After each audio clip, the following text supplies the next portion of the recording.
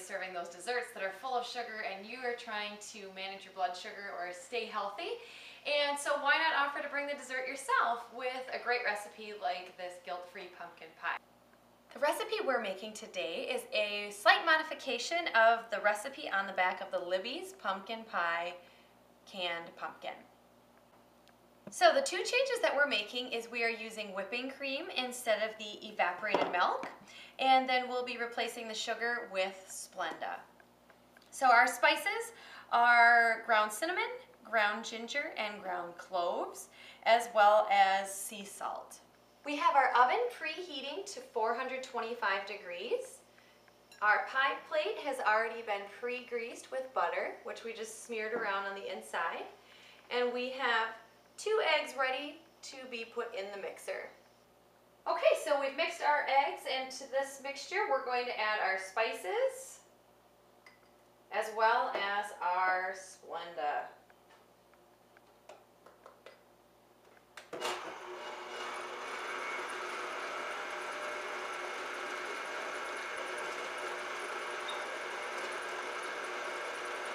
Next, we'll be adding the canned pumpkin. And now we're slowly going to add whipping cream a little bit at a time.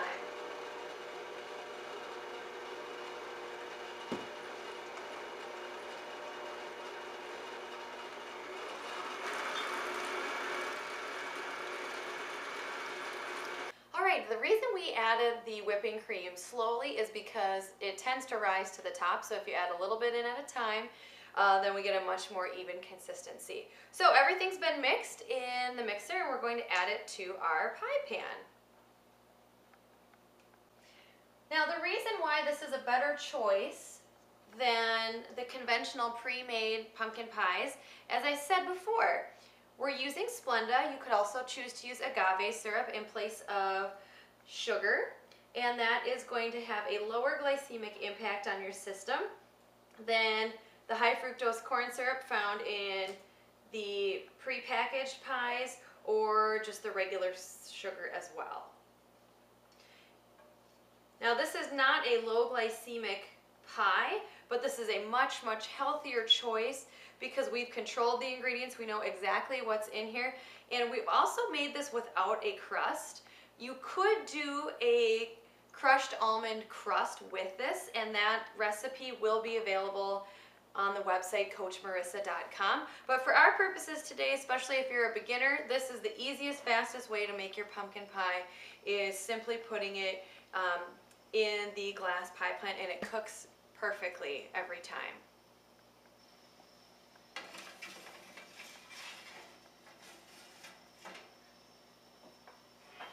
So a question was asked, why did we choose the Libby's pumpkin pie? And about 10 years ago, my friend Jody and I did an experiment, and we bought all the canned pumpkin varieties at the grocery store. And that's also why we started cooking without the crust, is because we could get it done faster. And of all the brands, we liked Libby's the best. It had the best taste, and it was the only one that did not have any added ingredients. So we could actually choose all the spices ourselves, so it tasted exactly the way that we wanted it to taste. Our pie is finally ready. It's been over 60 minutes since we decreased the temperature to 350 degrees. And the way that we can tell it's ready is we stick a knife in toward the center and it comes up clean. So this is going to need to sit. It cannot be served hot. It has to cool down so that it all solidifies.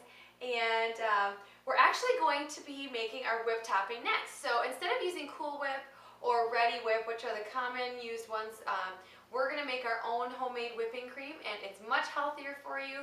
And it doesn't have all those added sugars and chemicals and ingredients. So let's head over to the mixer. To make your homemade whipping cream, we have pre-chilled a mixing bowl, but it doesn't have to be chilled, it just makes it go faster if you can work that in. We've got a half a cup of heavy whipping cream, a teaspoon of granulated Splenda. You can also use 2 packets if that's what you have at home. And we've got a teaspoon or less of vanilla. You can decide on how much based on your own taste.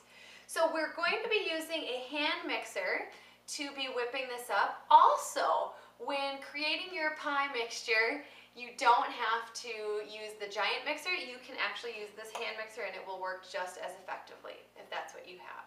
So we're going to whip this up. So our whipping cream is done when it has stiff peaks and can hold its shape.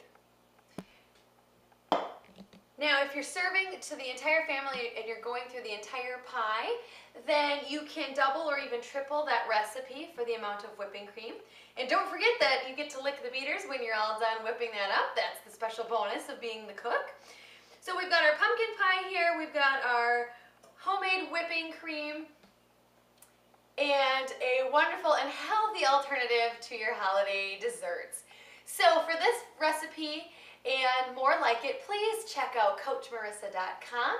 And for more videos just like this one, subscribe to The Power Within Online, where we protect your health and improve your appearance. This is Coach Marissa.